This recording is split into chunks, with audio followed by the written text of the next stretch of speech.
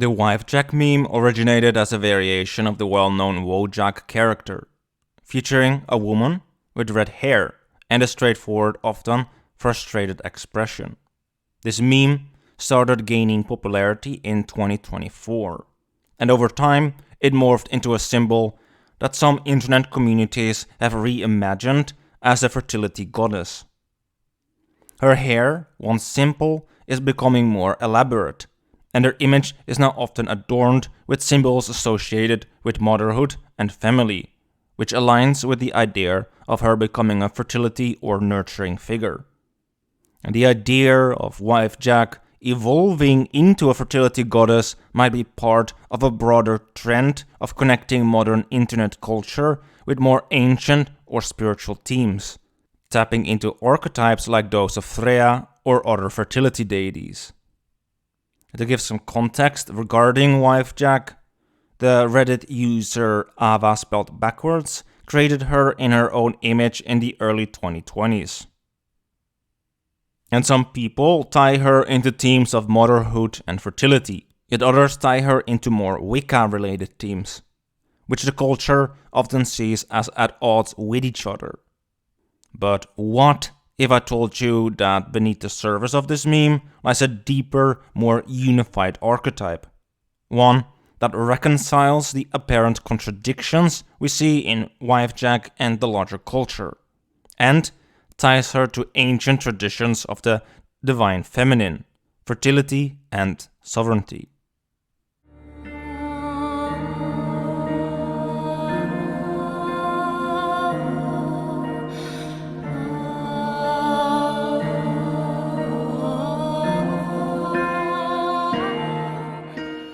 So today we will explore how this meme connects to a broader sacred narrative and how it reveals a deeper understanding of feminine power. Where in the end of the video I will also explain why in the culture they are now at odds with each other. And memes in that sense serve as collective subconscious expressions, where humor and satire veil deeper truths. So memes are like modern day folklore. Instead of gods or spirits, we are sharing humorous takes on society, culture, and our everyday experiences. And these quote-unquote digital myths help us make sense of our world, but with a quick laugh or a sarcastic punchline. Yet this is about more than a meme regarding this video. This is about femininity itself and what this means to us. As such, this video will explore the feminine as well.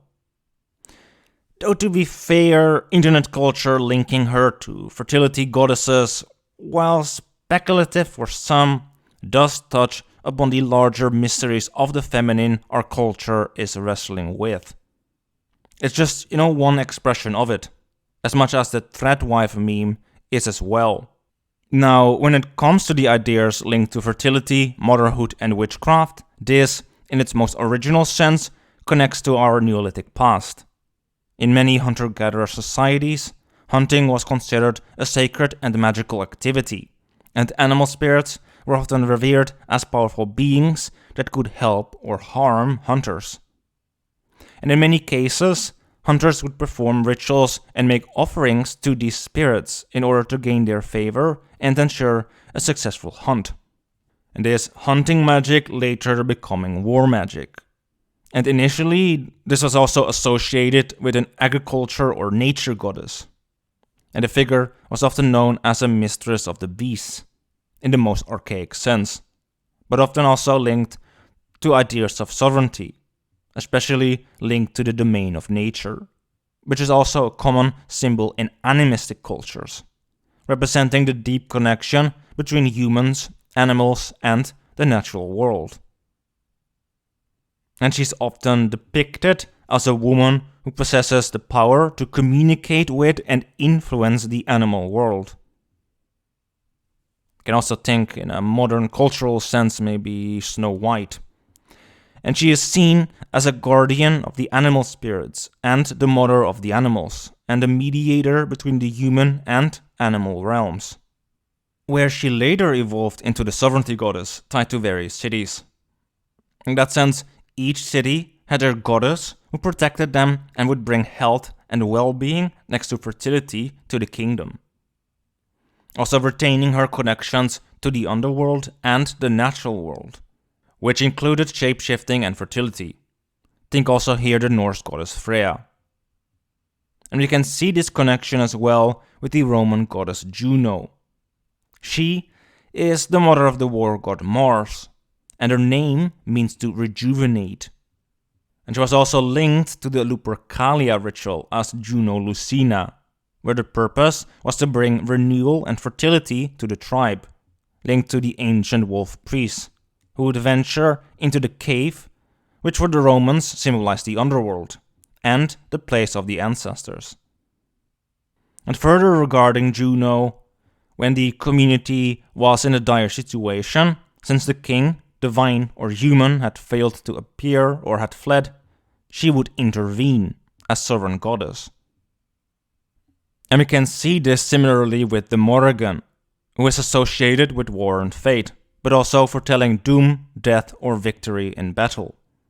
As Juno similarly was also associated with the warriors of the tribe, and the Morrigan also was seen as a manifestation of the sovereignty goddess as well, representing the goddess's role as a guardian of the territory and its people.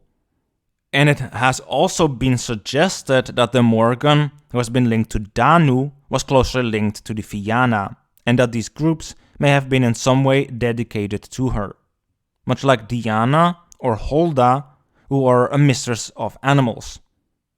And if true, as scholar Carlo Ginzburg pointed out in Ecstasies Deciphering the Witch's Sabbath, her worship may have resembled that of Perchta groups in Germanic areas. A role we can also see that Holda, also named Perchta, plays, for instance, where she guides the wild hunt to the cattle stolen by the Holder.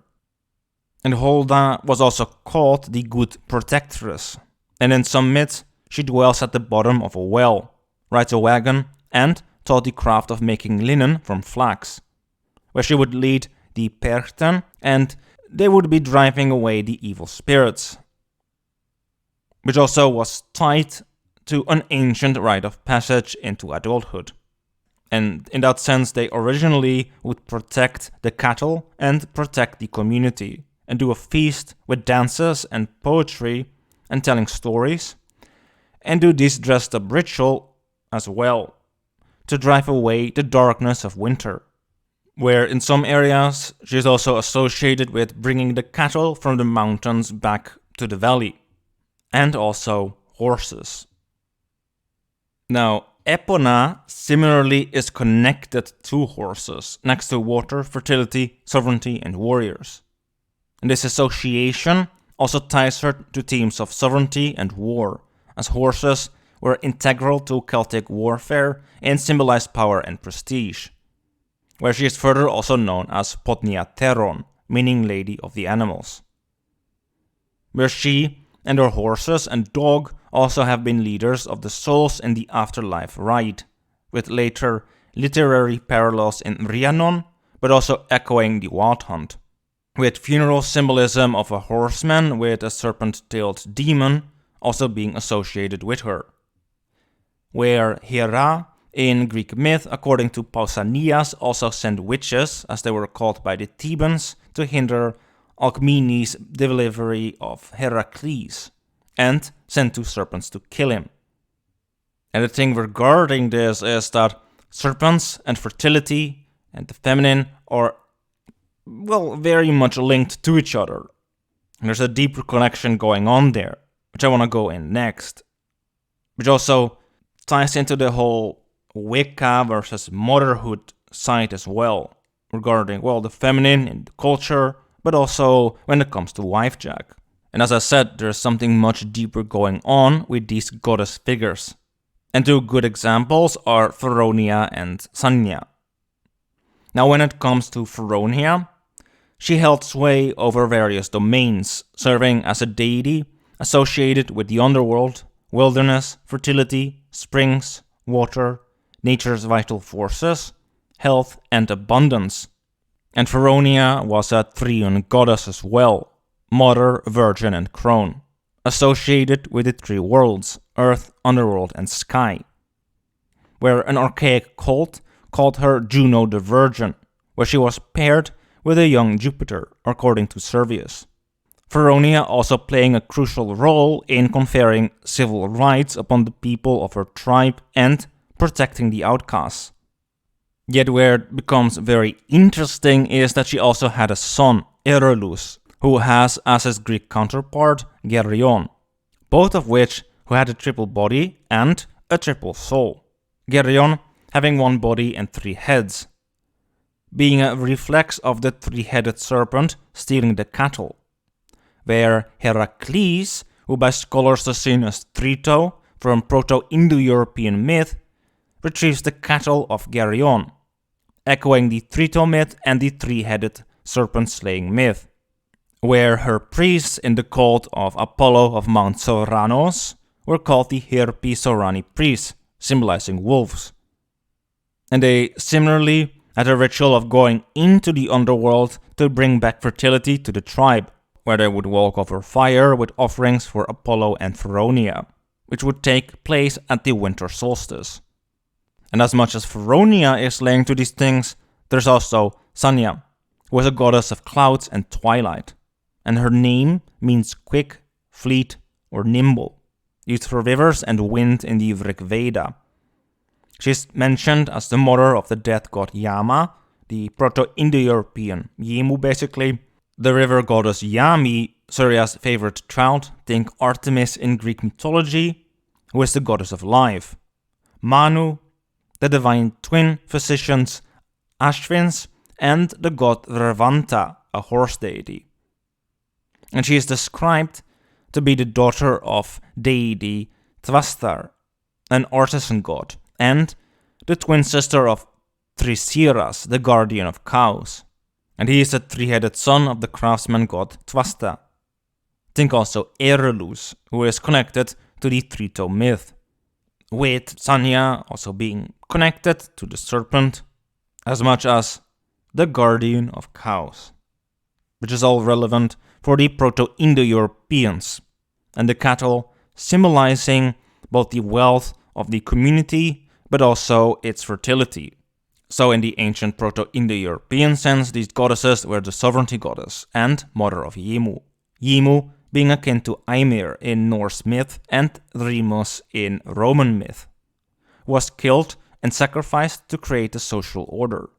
And this is why the goddess is also tied to the social order and the upkeep of it, which includes aspects tied to leadership, the cosmic order, war, and also fertility, as her link to horses is also linked to horse sacrifice, which is tied to, well, kingship in the ancient Proto-Indo-European society.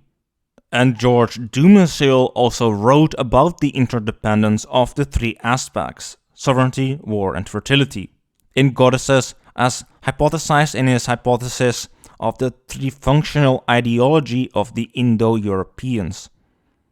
And as concrete evidence, Dumézil puts forward both the Vedic goddess Sarasvati and Avestic Anahita, where he further describes her as the mother on who all vital forces rely, with her name meaning she who helps realize the essence of self. And being a water goddess of purification, she's also referred to as Lady of the Lake. But at the same time, she's a sovereign and also a warrior, allied with the Maruts, the Vedic version of the Koryos. And she does annihilate the enemies and, as only one among female goddesses, bears the epithet of warrior god Indra, destroyer of oppositions.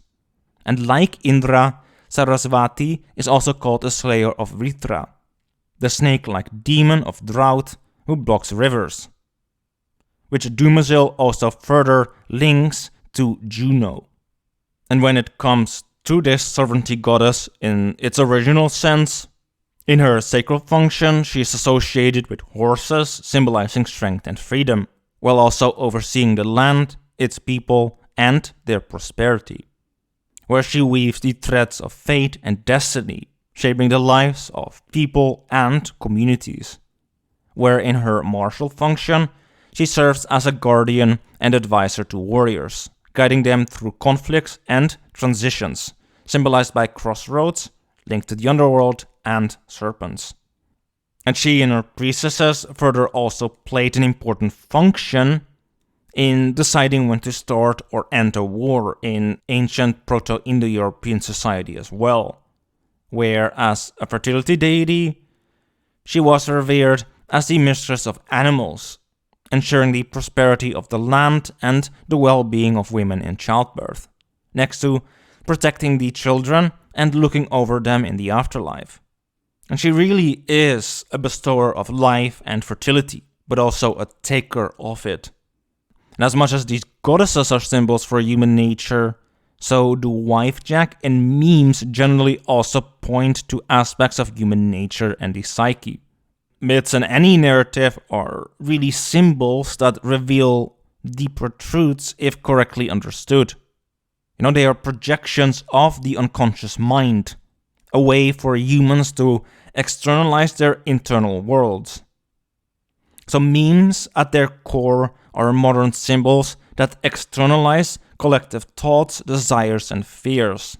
And they can be seen as micro-narratives or symbols that express our unconscious thoughts, societal commentary, and cultural trends, much like ancient myths did as well, as ancient myths also were evolving things, not static. And really, the Norns, the weavers of fate, were allied with her. She was then also associated with spinning and weaving and reweaving the fabric of the social order and the threads of fate of her people. And in the same capacity that she weaves the social fabric, she's a weaver of mythos and of the dream of reality, the weaver of Maya.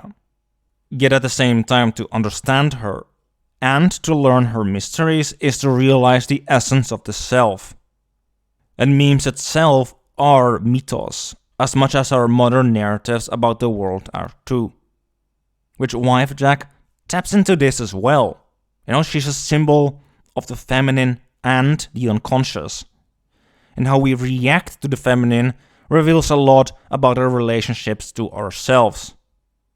And we can see this same connection to the mysteries of the self in the ancient mystery schools. And the Eleusinian mysteries, to give an example, were a series of ancient Greek religious ceremonies held in honor of the goddess Demeter and her daughter Persephone. And they were considered to be the most important religious event in ancient Greece and were celebrated for over 2,000 years. And these mysteries had two stages of initiation, the first being called teletke, or termination, which symbolized the end of an imperfect and incomplete period of life and the start of purification, to move away from the hedonistic kind of aspects and start to integrate desire instead of desire ruling the person. And the initiate was then referred to as a mista, meaning a veiled or liberated person, where the second stage, the greater mysteries, provided further instruction and discipline, leading the initiate to be known as an epopta or seer. In that sense, they were initiated into the secrets behind the mythos and dream of Maya. And Demeter herself, in the cave of Phigalia, was also connected to horses, where she was depicted with the head and mane of a horse. Where Demeter in the Mycenaean cult was connected to Vanax, meaning king or tribe leader. And she was a goddess of the underworld, air and water. And also called Prostasia, meaning patron goddess or protector. And Thesmophoros, meaning bringer of law. And really, she is the goddess of civilization, who raises people above the level of hunter-gatherers through agriculture and her ancient mysteries. And if we lose sight of mythos and fail to see through it, we regress into a state where instinct and desire rules over us instead of being integrated. This is when the serpent of the goddess strikes, and the chaos that ensues paralyzes us. Then, the goddess becomes Medusa. However, if we understand and see through the mythos, her snake of chaos also holds potential. She's both the mother and nurturer of the youth, yet also the one testing, connected to witchcraft. And over time, the aspect of the mother was seen as distinct and different from the side tied to the empowerment of the outcasts, the reintegration of what is cast out to restore the social order, and the link to the underworld and its mysteries, as these two things became to be seen as incompatible. Not seeing how fertility arises from the underworld, and by facing it, and really the unknown, so the unconscious with its chaos, that we can also reconnect with our inner strength and our more primal nature, which is itself linked to fertility. Yet instead, this became the witch and the negative figure linked to the serpent. And this led to us not understanding the civilizational shit test that she is putting us through. This is not something to repress or to run from or to merely destroy. It's a sign itself, a symptom of failing to heed her wisdom. We can integrate and befriend our inner beast to point it towards something greater than mere consumption and instant gratification. This is the call of the goddess and her greatest test. And the forces that weave the social fabric are also not just abstract concepts. They are living, breathing dynamics that influence both the individual psyche and collective reality. Very essence of reality, as a dream or Maya, and the journey to awaken to these layers is the process of initiation into self-knowledge, and to wake up from what in modern culture we would call the matrix. And for those lulled into the sleep of Maya, they can become paralyzed and turned to stone, in a state between death and aliveness. Yet, as I have already hinted at, this goddess is also allied with the wolf warriors, what in the Proto-Indo-European sense are the Koryos. And the thing regarding the Koryos is, they are not just warriors or a war band with warriors, just only focused on war. Same how the Fianna, whose scholars have identified with the Koryos, who were dedicated to the Morrigan, were also protectors of the people and the land. And the wolf Apollo and his Ephebe, and the wolf cult in Arcadia similarly are tied to youth initiation into the warrior cult, and also to the protection of the land from both war and foreign invaders, but also tied to the gods, to keep away other harm to the well-being of the people. Apollo also being linked to diseases. And a part of the Koryos tradition also being linked to cattle raiding as well, which symbolically is linked to fertility and the wealth of the people. And the Fianna, like the Koryos, were semi-nomadic warrior bands serving the community as protectors and performing rituals tied to the land and fertility. And they were not mere warriors. Like how wolf Apollo, the archaic Apollo, is a god of the wolf light, meaning twilight of dusk and dawn, the protector against enemies and disease, who kindles the light within the darkness of chaos, both a destroyer and slayer of foes, but also a protector and a deity that can be appeased and protect from disease and harm that can come to the community's well-being. And that is why they are savior deities. They hold both the power of destruction and protection, which is why Juno, Athena, and the Morrigan, and with Orpheus and Apollo also Hecate, were important. Next to a figure like Leto with Apollo as well, or Apollo's Corybantes linked to Rhea.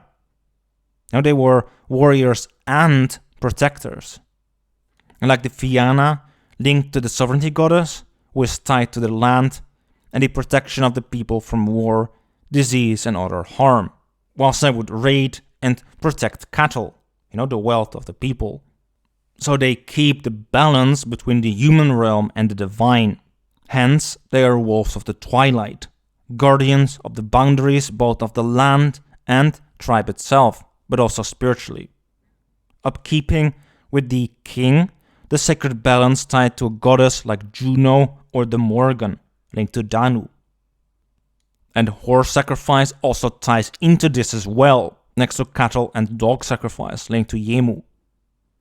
And Yemo is tied to the social order and is also the son of the sovereignty goddess, where she's tied to kingship and the warriors, who slay the serpent of chaos in all its forms, to hold up the sacred cosmic order of the gods. And doing this gives the king the right to rule, and his warriors are there to do this sacred duty with him, his pack of wolves. Or Artemis and her bears for the women.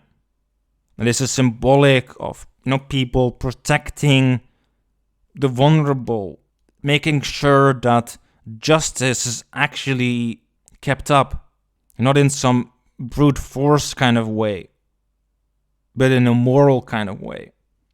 And where Wifejak is polarized between witch and mother, the goddess unites them. And reconciling both is what is key in bringing back order to the chaos of modernity. And this is itself part of the shit test. This is what has to be reconciled, so it can be healthily integrated. So both men and women can once more integrate their instinct and with it restore the fertility of the tribe and the land. And this is what it means to seek and find the Holy Grail, to find the golden ball that Pepe already had pointed towards all the way back in 2020. And we can with this externalize this onto the world, and get trapped in the net of the matrix, or we can see through these narratives, through understanding and wisdom. And really, in the deepest sense, the call of the goddess, is not to reject her or to live in denial of chaos, yet to become like the Fianna, the protectors of the land and the social order she represents. And Vesta, as much, is symbolic of this. She is the goddess of the heart of the home, but also the spiritual center of the tribe and city. And her sacred flame was central to the spiritual well-being of the community. And any new city they built also had this sacred flame, which spread out from the old to the new. And this flame is also more than just a fire. It represents the fertility and wholeness of the tribe. And if it were to go out, the wolf warriors with Apollo, out of the chaos, would have to rekindle this sacred flame, which is as much tied to the family itself, as what Apollo and his Corybantes, also called Coretes, protected was the divine child Dionysus or Zeus. Where in meme culture, Dionysus, we can think here also Pepe the Frog, who has been linked to that. And really, Dionysus being the son of the sovereignty goddess, linked to fertility and rebirth as well. And this fertility, and with the future generations, are like Dionysus, to be protected by the Koryos, so we can rekindle the flame and with it the soul of civilization. As the sovereignty goddess, in the social order that she symbolically represents, as much as Vesta, with her sacred flame, really are a symbol of the soul of civilization itself. Without both her nurturing and compassionate side, balanced by her fierce protective side, allied with the Koryos warrior band, as a figure, she starts to send her serpent of chaos to wake up those who heed the call of the Koryos. The question is if you're up for it to join the fellowship. Are you ready to heed the call? To, like the ancient Fianna, bring back what was lost. With the purity of one's heart, the strength of one's limbs, and with action to match one's speech. In the end, I am just a mythman of Proto-Indo-European studies.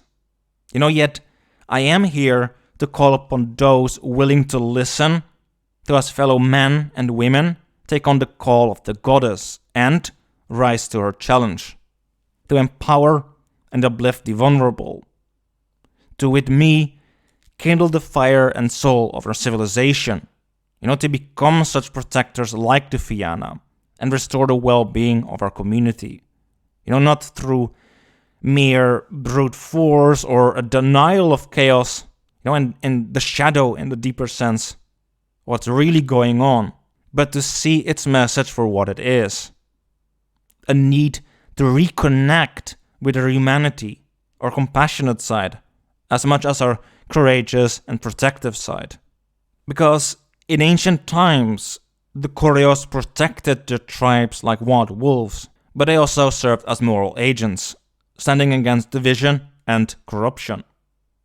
They rose against the chaos caused by those who sought to control and divide for their own gain.